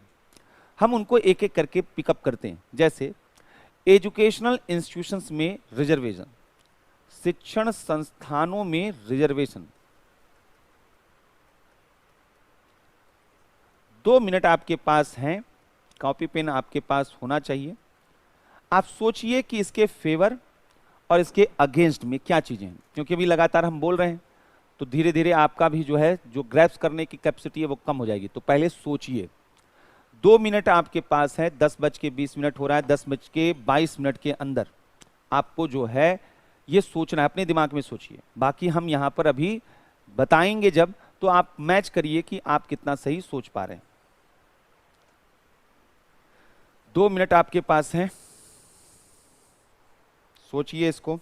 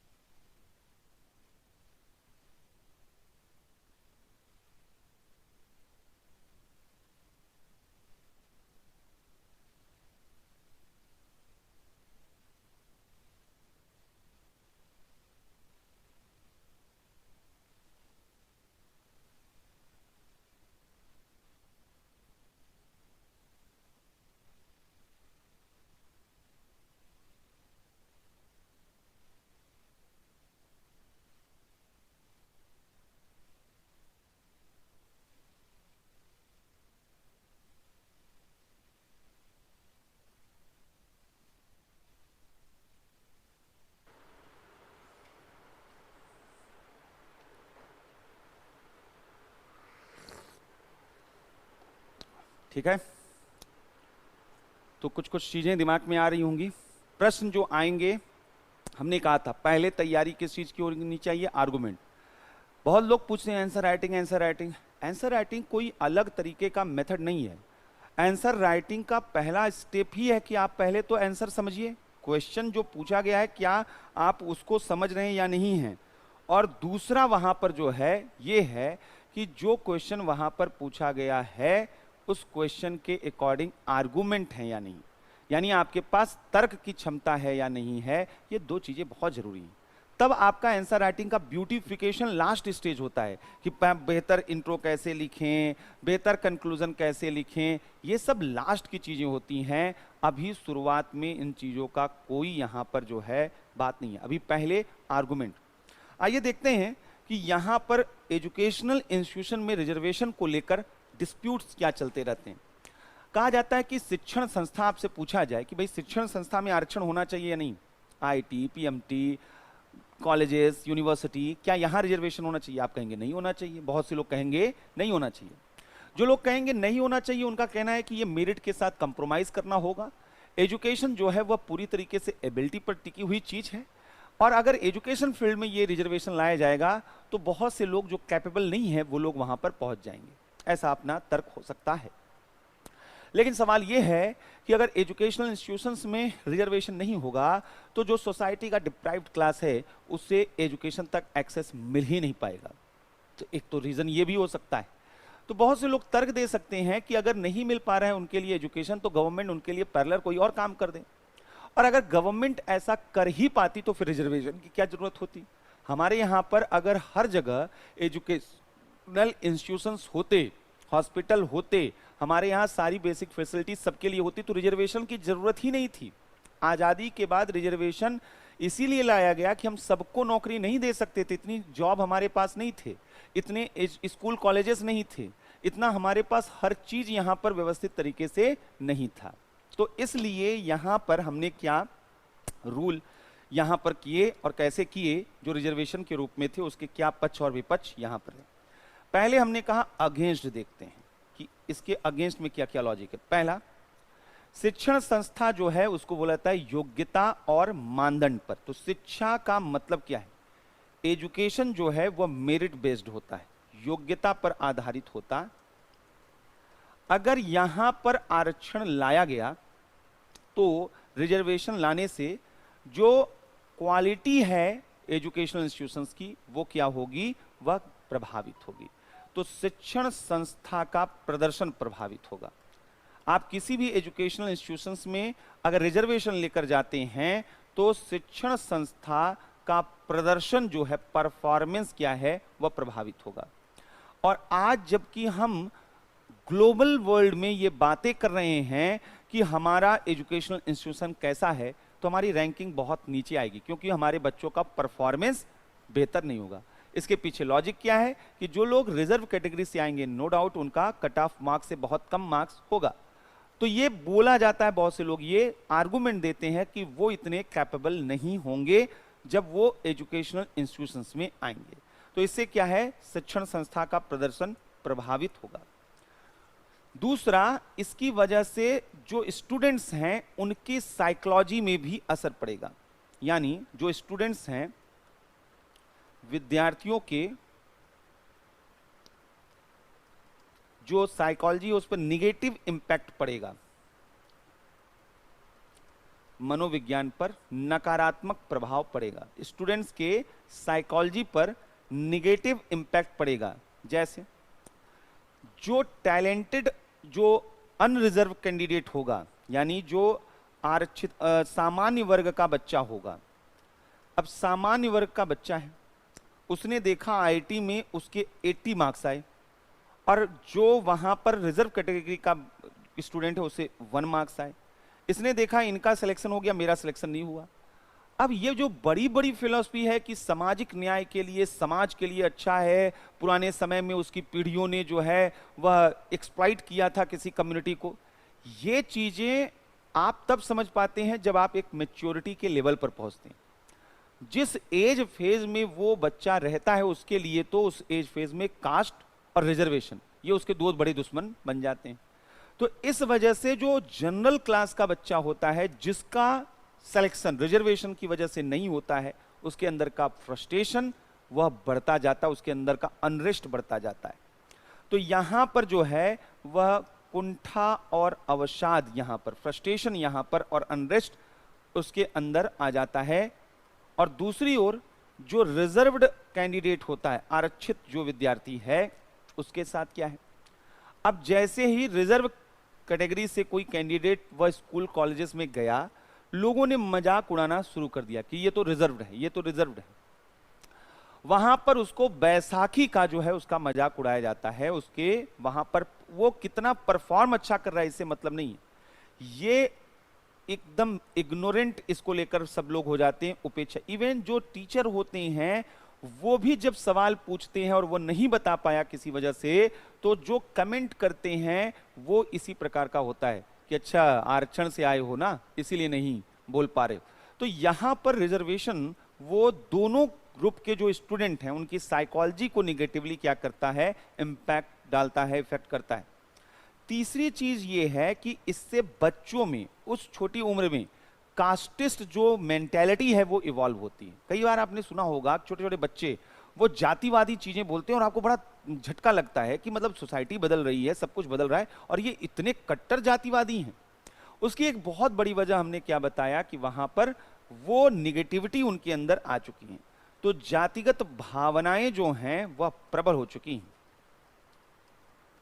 जो कास्ट जो इमोशन है वो यहाँ पर प्रबल हो जाते हैं। इससे सोसाइटी का डिवीजन, सामाजिक जो है वह विभाजन जो है शुरू हो जाता है। तो ये एक बड़ा प्रॉब्लम आ जाता है। और सबसे इंपॉर्टेंट प्रॉब्लम क्या है, रिजर्वेशन जब से आया इसने पॉलिटिसाइजेशन ऑफ एजुकेशन को बढ़ा दिया, शिक्षा का राजनीतिकरण, छात्र संघ के चुनाव होने लगे, कोई एक जो है जाति समूह, कोई दूसरा जाति समूह, आपस में छात्र छात्र नहीं रह गए, छात्र समुदाय हो गए, छात्र कास्ट कम्युनिटी में बन गए। तो यहां पर शिक्षा का राजनीतिकरण भी हो जाता है, शिक्षा का राजनीतिकरण भी बढ़ जाता, और इससे एक पोल्यूटेड एजुकेशनल एनवायरनमेंट यहां पर बन जाती है, यानी जो शैक्षिक परिवेश है वह बेहद खराब हो जाता है। अब अगर इसके फेवर में बोला जाए कि नहीं नहीं एजुकेशन में रिजर्वेशन जरूरी है, सवाल यह है कि एजुकेशन वो मींस है जो डिप्राइव्ड क्लासेस के कॉन्फिडेंस को बढ़ा सकती है और उनको नए अपॉर्चुनिटी और एक्सेस दे सकती है। खासकर उस दौर में जब आपके पास जॉब कम बचे हों, अगर आप रिजर्व कैटेगरी के लोगों को बेहतर एजुकेशन दे दें तो जॉब देने की आपको कोई जरूरत नहीं है। दूसरा, उनको एजुकेशन देने की इसलिए जरूरत है रिजर्वेशन, क्योंकि आज तक उनको एजुकेशन से बाहर रखा गया, कभी अनटचेबिलिटी के नाम पर और कभी स्टीरियोटाइप इमेज के नाम पर।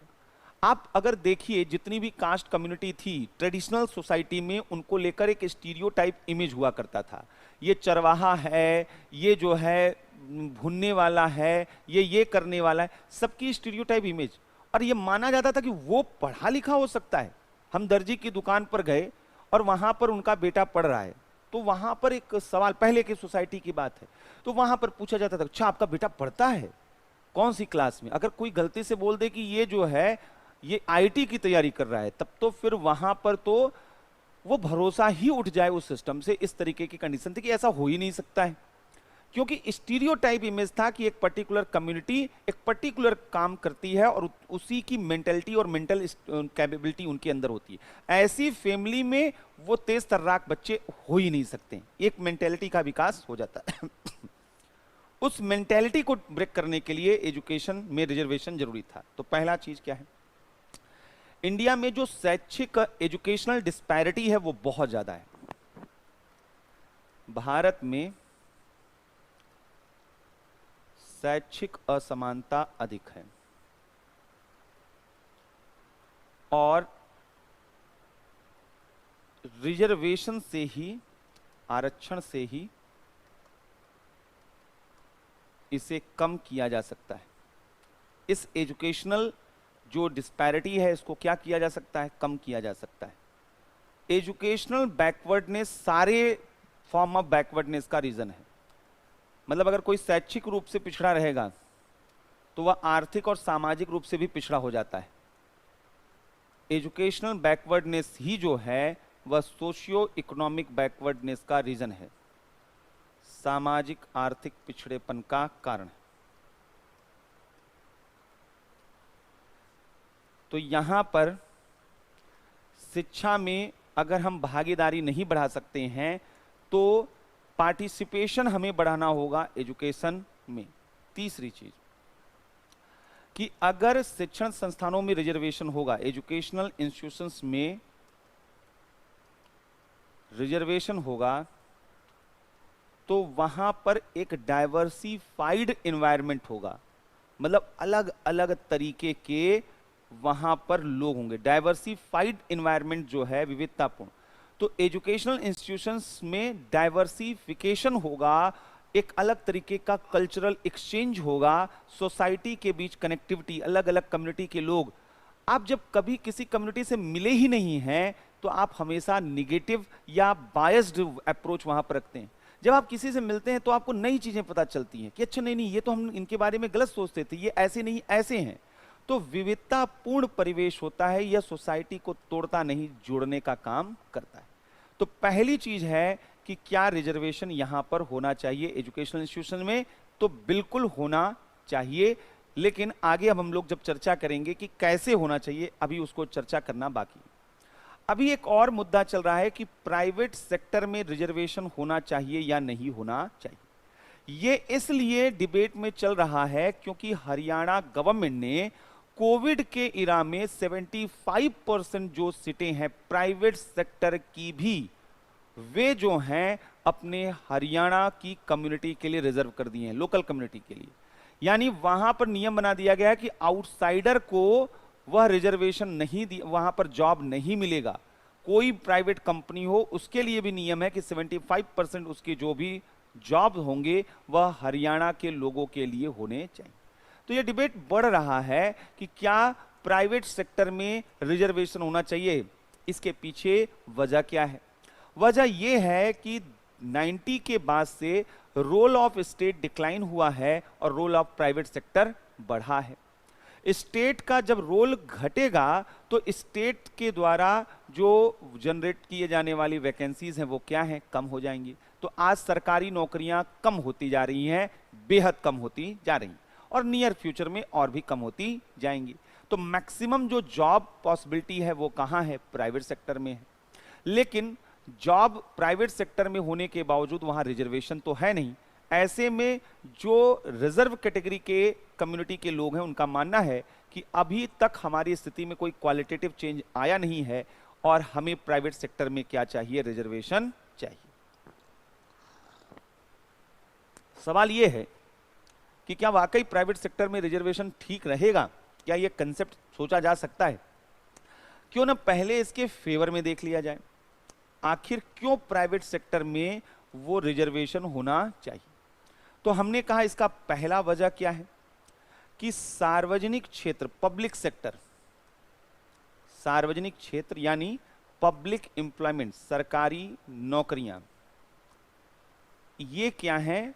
वह तेजी के साथ क्या है? घटी। और निजी क्षेत्र में जो जॉब है, निजी क्षेत्र में रोजगार बढ़े हैं।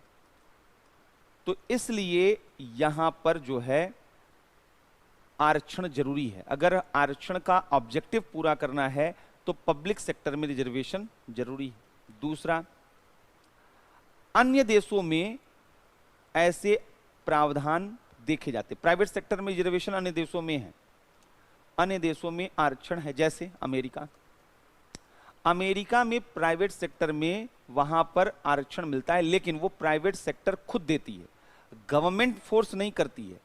वहां पर अमेरिका में डाइवर्सिटी बिल लाया गया है कि आप कोई भी कंपनी होगा उसको डाइवर्सिटी को मेंटेन करना होगा। मतलब केवल वाइट्स वहां पर नहीं दिखने चाहिए आपके काम करने के स्थल पर, आपको ब्लैक्स को भी लाना होगा। अगर नहीं लाएंगे तो आपके खिलाफ कार्रवाई की जाएगी। तो अमेरिका में डाइवर्सिटी बिल वह निजी क्षेत्र के लिए ही तो है, प्राइवेट सेक्टर में ही तो रिजर्वेशन एक तरीके से ब्लैक्स लोगों को देता है। तीसरा, कि निजी क्षेत्र जो हैं वह सामाजिक और निजी क्षेत्र में सोशियो इकोनॉमिकली बैकवर्ड लोगों के लिए अपॉर्चुनिटी बहुत कम होती है। निजी क्षेत्र मुनाफे के लिए काम करता है। जब तक जो पिछड़े लोग हैं उनका मेरिट जो है और इनहेंस नहीं हो जाता है, तब तक के लिए अगर उनको रिजर्वेशन नहीं दिया जाएगा तो प्राइवेट सेक्टर उनको लेगा ही नहीं। इससे उनका डेप्रिविएशन और ज्यादा बढ़ता जाएगा आज के समय में। तो प्राइवेट सेक्टर जो है निजी क्षेत्र में पिछड़े वर्ग के लिए अवसर क्या है? Limited opportunity for backward classes, पिछड़े वर्ग के लिए सीमित अवसर वहां पर है। तो इसलिए भी रिजर्वेशन क्या है वहां पर चाहिए, जिससे उनका रिप्रेजेंटेशन बढ़ाया जा सके। और दूसरा सबसे इंपॉर्टेंट चीज है कि प्राइवेट जो सेक्टर है, निजी क्षेत्र, वो अंबानी और अडानी जी ऐसे ही अमीर नहीं बन गए। सरकार ने उनको टैक्स में कई तरीके की छूट दी है, लैंड एक्वायर करने में सरकार ने उनको मदद किया है, सरकार उनको इलेक्ट्रिसिटी में सब्सिडी देती है, सरकार उनके लिए एक बेटर क्लाइमेट क्रिएट करती है, दुनिया की अदर कंट्री के साथ उनके रिलेशन को बेहतर कराती है। सरकारें तो बहुत कुछ काम करती हैं, तब कहीं जाकर आपके कंट्री के प्राइवेट सेक्टर जो हैं बूम करते हैं। इसलिए प्राइवेट सेक्टर ये ना सोचें कि वो केवल और केवल अपनी मेहनत पर आगे बढ़े हैं। जो भी प्राइवेट सेक्टर है वहां पर स्टेट का रोल बहुत ज्यादा होता है। इसलिए अगर आप पब्लिक रिसोर्सेज का इस्तेमाल कर रहे हैं, जो प्राइवेट सेक्टर है अगर वो पब्लिक रिसोर्सेज का इस्तेमाल कर रहा है, तो ऐसी स्थिति में उसकी पब्लिक ड्यूटी भी बनती है। प्राइवेट सेक्टर ये कहे हमने क्या लेना देना, हम तो अपने लिए काम करते हैं। आप अपने लिए अगर काम करते तो वो जो जमीन आपको सस्ते में मिली है वो आपको ना मिली होती, आपको उसके लिए पूरा पैसा देना पड़ता।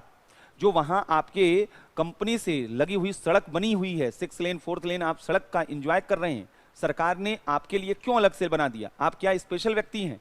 वो पैसा क्या सरकार का पैसा था? वो किसका पैसा है? वो गवर्नमेंट ऑफ इंडिया का, जो जनता का पैसा है, जो टैक्सेस के रूप में हम कलेक्ट करते हैं, वो सारा पैसा है। इसलिए ये ध्यान रखना होगा कि प्राइवेट सेक्टर जो है वह उसकी भी एक पब्लिक ड्यूटी बनती है और इसलिए उसे भी रिजर्वेशन देना चाहिए। तो निजी क्षेत्र सार्वजनिक संसाधनों का पब्लिक जो है रिसोर्सेज को कंज्यूम करता है, पब्लिक रिसोर्सेज को कंज्यूम करता है और इसलिए उसे भी सोशल ड्यूटी प्ले करना होगा, इसलिए उसे भी सामाजिक दायित्व जो है निभाना चाहिए, सामाजिक दायित्व निभाना चाहिए। अब नेक्स्ट क्या है यहां पर, आइए देखते हैं कि अगर इसके अगेंस्ट बोलें कि नहीं नहीं प्राइवेट सेक्टर में तो रिजर्वेशन नहीं हो सकता है, तो उसका रीजन क्या है? फिक्की, एसोचैम जैसे जो ऑर्गेनाइजेशन प्राइवेट सेक्टर के हैं, उनका कहना है कि देखिए भाई, स्टेट का रोल अलग है, हमारा रोल अलग है। स्टेट का रोल है वेलफेयर, हमारा रोल है प्रॉफिट। आप वेलफेयर के लिए काम करते हैं, आप रिजर्वेशन दे सकते हैं। हम प्रॉफिट के लिए हम अगर काम करते हैं तो हम प्रॉफिट को कंप्रोमाइज नहीं कर सकते। और दूसरी बात, आप ये कह रहे हैं कि हम पब्लिक रिसोर्सेज का इस्तेमाल कर रहे हैं, तो हम पब्लिक रिसोर्सेज में कंट्रीब्यूट नहीं करते। हमारा जो टैक्स है वो छोटा मोटा टैक्स होता है, हम आपको टैक्स बहुत बड़ी मात्रा में आपको देते हैं। फिर इनका कहना है कि ऐसा भी नहीं है कि हम कुछ करते ही नहीं, सोशल जो हमारी रिस्पॉन्सिबिलिटी है। आपको मालूम होना चाहिए कि कॉर्पोरेट सोशल रिस्पॉन्सिबिलिटी के थ्रू हम लोग पैसा खर्च करते हैं। प्राइवेट सेक्टर कहता है कि हमारे तमाम एनजीओ हैं, हम ऐसे लोगों को गोद लेते हैं, ऐसे लोगों को पढ़ाते हैं, तो हम भी वहां पर काम कर रहे हैं। लेकिन आप ये कहिए कि हम जो है अच्छे एम्प्लॉय के बजाय वहां पर रिजर्वेशन की प्रोसेस लेकर आए, तो हम ये रिजर्वेशन नहीं, हम भेदभाव नहीं करेंगे ऊंची या पिछड़ी जातियों में, लेकिन हमें अच्छे एम्प्लॉय चाहिए, चाहे वो किसी भी कास्ट कम्युनिटी से हो। तो प्राइवेट सेक्टर का जो स्टैंड है वो बड़ा प्रोफेशनल स्टैंड है। वो यहां पर क्या कहता है उसको देखिएगा। तो पहली चीज है एसोचैम और फिक्की, ये सब क्या है? ये प्राइवेट सेक्टर के ऑर्गेनाइजेशन है। इनका कहना है कि प्राइवेट सेक्टर के इफिशियंसी और कॉम्पिटिटिवनेस प्रभावित होगा, निजी क्षेत्र की इफिशियंसी और कॉम्पिटिटिवनेस प्रभावित होगी।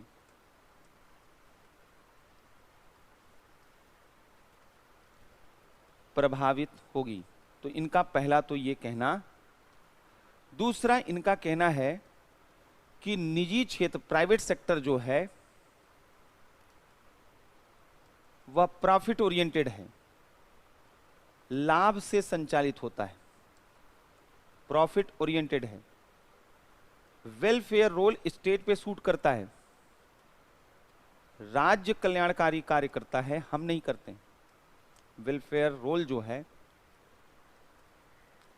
फिर इनका कहना है कि निजी क्षेत्र में अगर राज्य का हस्तक्षेप बढ़ेगा, इनका कहना है कि अगर इंटरफेरेंस ऑफ स्टेट जो है वह निजी क्षेत्र में बढ़ेगा, कि वो जिद में आ जाएंगे, नहीं नहीं आपको आरक्षण देना होगा, तो ऐसी स्थिति में जो इंडिया का एनवायरनमेंट है, इकोनॉमिक एनवायरनमेंट, तो भारत के आर्थिक परिवेश, भारत में आर्थिक परिवेश जो है या आर्थिक माहौल वो प्रभावित होगा।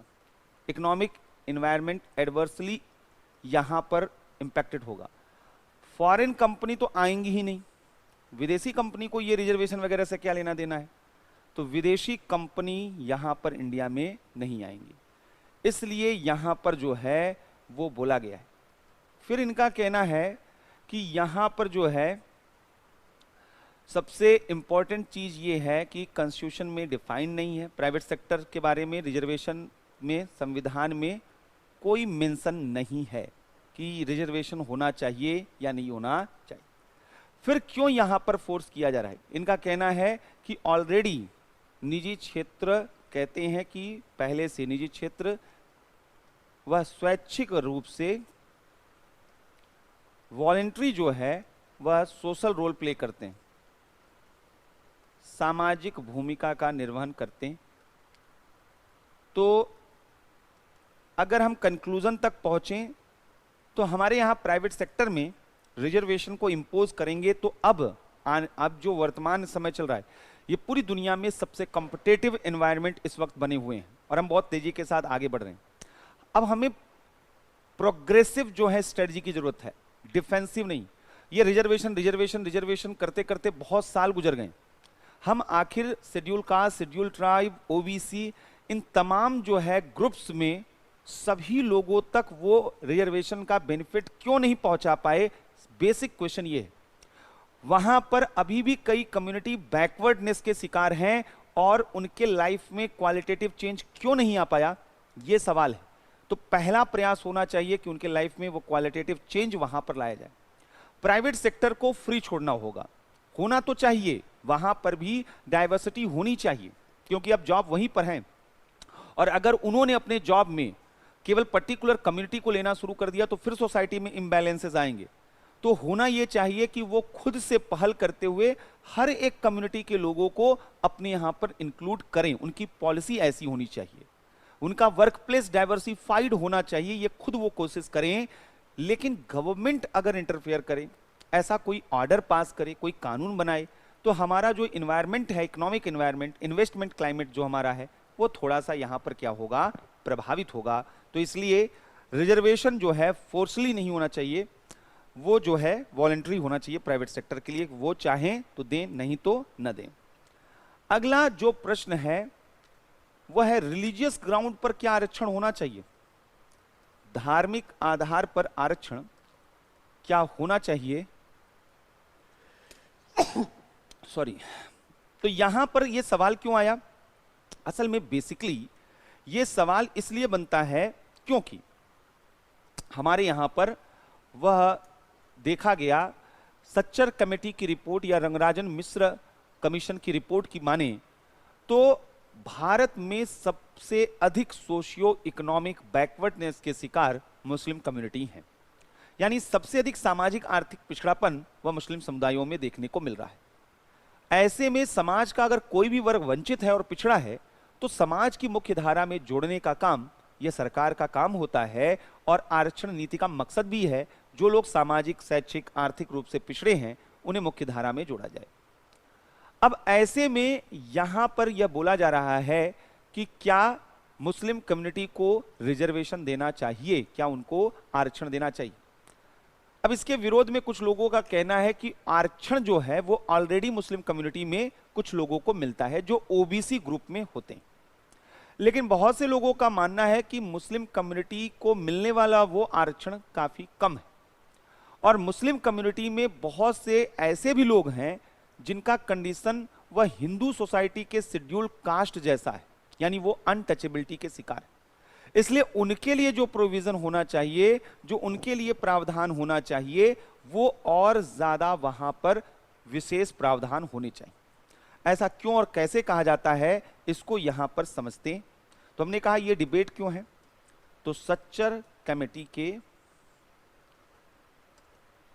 अनुशंसा यहां पर, तो इन्होंने कहा कि मुस्लिम समुदाय जो हैं वह समुदाय में सर्वाधिक सामाजिक आर्थिक पिछड़ापन,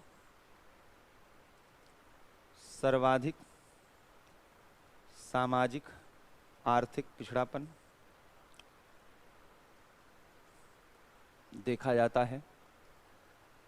फिर इनका जनसंख्या के अनुपात में समाज में भागीदारी नहीं है, इनकी जनसंख्या के अनुपात में भागीदारी नहीं है। जनसंख्या के अनुपात में भागीदारी नहीं है कैसे? तो इनका कहना है कि एडमिनिस्ट्रेटिव सर्विस में देखिए, प्रशासनिक सेवा में प्रशासनिक एडमिनिस्ट्रेटिव सर्विस में केवल 3% मुस्लिम हैं। पॉपुलेशन इनकी लगभग 15% और एडमिनिस्ट्रेटिव सर्विस में केवल 3% है। पुलिस सेवा में केवल 4% है। यही हाल ज्यूडिशरी का है। यानी यहाँ पर इनका जो पॉपुलेशन है उसके अकॉर्डिंग इनका रिप्रेजेंटेशन बेहद खराब देखा जाता है। यही रीजन है कि आगे चलकर रंगनाथ मिश्रा कमीशन भी बना था। और रंगनाथ मिश्रा कमीशन ने क्या बोला? रंगनाथ मिश्रा कमीशन ने यहां पर माइनॉरिटीज कम्युनिटी के लिए रिजर्वेशन की अनुशंसा की। इन्होंने अल्पसंख्यकों के लिए आरक्षण की बात पहली बार की थी। इन्होंने कहा 15% रिजर्वेशन देना चाहिए, 10% for Muslim community and 5% for other minority population. तो इन्होंने 15% आरक्षण का यहां पर किया था। 10% मुस्लिम और 5% अन्य समुदायों के लिए। तो ये एक बड़ा मुद्दा यहां पर था। अब सवाल ये है, ऐसा क्यों तर्क दिया जाता है? यानी इसके फेवर में क्या यहां पर तर्क दिए जाते? क्यों बोला जाता है कि मुस्लिम कम्युनिटी को रिजर्वेशन होना चाहिए? तो बोला गया कि पहली चीज यहां पर है कि अन्य जितने भी यहां पर रिलीजियस कम्युनिटी हैं वो सोशल स्ट्रेटिफिकेशन के शिकार हैं और मुस्लिम कम्युनिटी भी सोशल स्ट्रेटिफिकेशन का शिकार है और इसलिए इनमें भी वंचना की भावना है, इनको भी रिजर्वेशन देना चाहिए। तो पहला क्या है? तो मुस्लिम या अल्पसंख्यकों में अल्पसंख्यकों का सामाजिक आर्थिक पिछड़ापन, खासकर मुस्लिम समुदाय का, सोशियो इकोनॉमिक बैकवर्डनेस,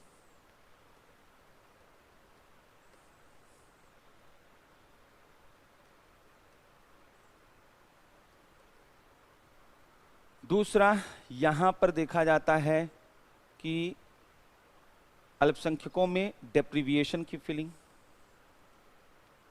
अल्पसंख्यकों में वंचना की भावना बहुत होती है क्योंकि इनका रिप्रेजेंटेशन नहीं होता है, इनका प्रतिनिधित्व नहीं होता है, तो ये अपने को कटा हुआ महसूस करते हैं। इनका प्रतिनिधित्व नहीं होता है। चौथा यहां पर देखा जाता है कि इनमें व्यवस्था सरकार के प्रति जो है वह असंतोष बढ़ता जाता है, जो इनके दूरी का कारण बन जाता है। तो यहां पर वह सरकार, वह संविधान पर अविश्वास या जो है के प्रति असंतोष इनमें आ जाता है अगर यहां पर जो है नहीं देखा गया। और सामाजिक स्तरीकरण यहां भी पाया जाता है, सोशल स्ट्रेटिफिकेशन। सामाजिक स्तरीकरण का मतलब है, अब मुस्लिम सोसाइटी में आप देखेंगे तो वहां पर जो अशरफ, अर्जल और अफजल में वो डिफ्रेंशिएट किया गया है कि सबसे ऊंचा जो वहाँ स्ट्रेटिफिकेशन है उसमें अशरफ कम्युनिटी के लोग हैं, फिर अफजल कम्युनिटी के लोग हैं। तो इस तरीके से वहाँ पर भी क्या है, स्ट्रेटिफिकेशन किया गया, ऐसा स्कॉलर्स मानते हैं। हालांकि बहुत से मुस्लिम स्कॉलर्स इसको गलत मानते हैं, लेकिन बहुत से लोग इसको मानते हैं कि ये विजुअल है, कि जहाँ पर चूंकि यहाँ पर इंडिया में बहुत से जो हिंदू और मुस्लिम रहे हैं उनके बीच में सोशल कनेक्टिविटी ज़्यादा रही है, बहुत से लोग का रिलीजियस कन्वर्जन हुआ है, इस वजह से कई लोग मुस्लिम तो हो गए लेकिन वहाँ पर उनका जो आइडेंटिटी है वह हिंदू कम्युनिटी, हिंदू जो ओल्ड उनकी आइडेंटिटी उससे जुड़ी हुई थी। यानी जैसे कि वो अपने आप को उसी तरीके से ओबीसी में इंक्लूड करते हैं या उसी तरीके से वहाँ पर पटेल मानते हैं, कोई कुछ मानते हैं, तो उस तरीके का एक वहाँ सेंस दिखाई देता है। तो सोशल स्ट्रेटिफिकेशन जो है यहाँ पर भी है। लेकिन आखिर क्यों विरोध किया जा रहा है? जब इनके पास जो है पिछड़ापन तो है, इसमें कहीं कोई डाउट नहीं है, मुस्लिम सोसाइटी पिछड़ी है, अदर सोसाइटी भी पिछड़ी है, तो क्यों नहीं किया जा रहा है? तो पहला रीजन है कि एक तो रिलीजन के ग्राउंड पर रिजर्वेशन देने की बात संविधान में है ही नहीं, तो धर्म के आधार पर आरक्षण संविधान में है ही नहीं, धर्म के आधार पर आरक्षण संविधान में कहीं भी इसको मेंशन नहीं किया गया है। और क्यों नहीं किया गया है, इसकी सबसे बड़ी वजह यह है कि हमारे यहां पर रिलीजन के आधार पर कोई पिछड़ा नहीं है। जैसे अगर हम जाति के आधार पर पिछड़ा कहते हैं तो इसलिए कहते हैं कि ऐतिहासिक रूप में यहां बहुत सी कम्युनिटी ऐसी रही हैं जिनके ऊपर अनटचेबिलिटी की प्रैक्टिसेस होती थी, जिनको रिसोर्सेज से बाहर बेदखल कर दिया जाता था। मुस्लिम कम्युनिटी या अदर माइनॉरिटीज के साथ यह प्रॉब्लम नहीं थी। मुस्लिम कम्युनिटी इंडिया में रूलर कम्युनिटी थी, शासक करने वाला वर्ग रहा है। इसका शोषण ऐतिहासिक रूप में नहीं हुआ है और इसलिए ऐतिहासिक इनके पिछड़ेपन का, सोशियो इकोनॉमिक बैकवर्डनेस का रीजन वो अलग तरीके का है। वह हिस्टोरिकल बैकवर्डनेस नहीं है, ऐतिहासिक पिछड़ापन नहीं है, बल्कि आजादी के बाद वहां पर यह देखा गया और खासकर 90 के बाद जब से स्मॉल स्केल इंडस्ट्री डिक्लाइन की है, इनका पिछड़ापन और ज्यादा बढ़ गया है। तो इसके पीछे के फैक्टर इकोनॉमिक फैक्टर हैं, इसके पीछे के फैक्टर जो है इनके पिछड़ेपन का, वो सोशल फैक्टर यहां पर नहीं है, सामाजिक पिछड़ापन इनका नहीं है, ये तो शासक वर्ग रहे हैं। तो इसलिए पहला आर्गुमेंट इसके अगेंस्ट दिया जाता है कि यहां पर ऐसा नहीं रहा है कि ये पिछड़े आधार पर रहे। तो धर्म के आधार पर पिछड़ापन नहीं, धर्म के कारण पिछड़ापन नहीं होता है, क्योंकि भारत में कभी यह स्तरीकरण बना ही नहीं बना कि ये सबसे अच्छा धर्म है, ये कम अच्छा धर्म है, ये बुरा धर्म है। जातिगत व्यवस्था में क्या है, ये उच्च जाति है, निम्न जाति, मध्यम जाति। लेकिन क्या धर्मों में ये कभी पैरामीटर बनता है, ये उच्च धर्म है, ये मध्यम धर्म है, ये निम्न धर्म है? नहीं। तो वहां स्तरीकरण है ही नहीं, तो वहां धर्म आरक्षण की जरूरत नहीं है। तीसरा, इससे अगर हमने आरक्षण दे दिया तो यह कम्युनल स्पिरिट को या इमोशंस को बढ़ावा देगा, सांप्रदायिक जो है भावना को बढ़ावा मिलेगा, सांप्रदायिक भावना को बढ़ावा मिलेगा। यह हमें नहीं करना चाहिए, ऐसा लोग मानते हैं। फिर क्या है कि मेजॉरिटी वर्सेस माइनॉरिटी का जो यहां पर कन्फ्लिक्ट है, अभी जो हम आरक्षण अपर कास्ट और जो है SC ST और OBC दिए, अभी उनमें ही कन्फ्लिक्ट देखते हैं और धर्म के आधार पर कन्फ्लिक्ट स्टार्ट हो गया तो इंडिया के लिए सर्वाइव करना क्या हो जाएगा, मुश्किल हो जाएगा। और सबसे इंपॉर्टेंट चीज है यहां पर जो है कि जो पिछड़ापन है भारत में, वो सामाजिक शैक्षणिक पिछड़ेपन के आधार पर है। तो भारत में जो पिछड़ापन है, भारत में आरक्षण का आधार क्या है, वह सामाजिक शैक्षणिक पिछड़ापन है। सामाजिक शैक्षणिक पिछड़ापन, सोशियो इकोनॉमिक बैकवर्डनेस है। तो यह बात तो सही है कि इंडिया में रिजर्वेशन जो है वह रिलीजियस ग्राउंड पर नहीं देना चाहिए, लेकिन सीरियसली ये सोचना होगा कि मुस्लिम कम्युनिटी में जिनकी कंडीशन OBC या शेड्यूल कास्ट के लेवल की है, क्या उनके लिए जो रिजर्वेशन एग्जिस्टिंग सिस्टम है उनमें कहीं बेहतर उनके लिए स्पेस देने की जरूरत है। ये अंत में फिर हम लोग देखेंगे कि रिजर्वेशन पॉलिसी को क्यों रिव्यू करने की जरूरत है। कल सैटरडे है, कल की क्लास वैसे होती है, लेकिन मैं कल क्लास नहीं ले पाऊंगा। कल परसों सैटरडे संडे मैं नहीं हूं, तो सैटरडे की कल की क्लास ऑफ है। संडे को आपका टेस्ट है, जैसा कि पहले ही आपको शेड्यूल दिया गया है। अब आपकी क्लास मंडे को होगी। मंडे में हम लोग रिजर्वेशन में केवल इतना टॉपिक बचा है कि रिजर्वेशन जो है वो इकोनॉमिक जो अभी रिजर्वेशन दिया गया है उस पर, और रिजर्वेशन का समीक्षा, रिव्यू ऑफ रिजर्वेशन पॉलिसी, क्या होना चाहिए क्या नहीं होना चाहिए। फिर हम लोग आर्टिकल 17-18 देखेंगे और फिर राइट टू लिबर्टी यानी फ्रीडम, राइट टू फ्रीडम यानी आर्टिकल 19 to 22 देखेंगे। तो मंडे को ये सारी चीज हम लोग देखेंगे। Thank you.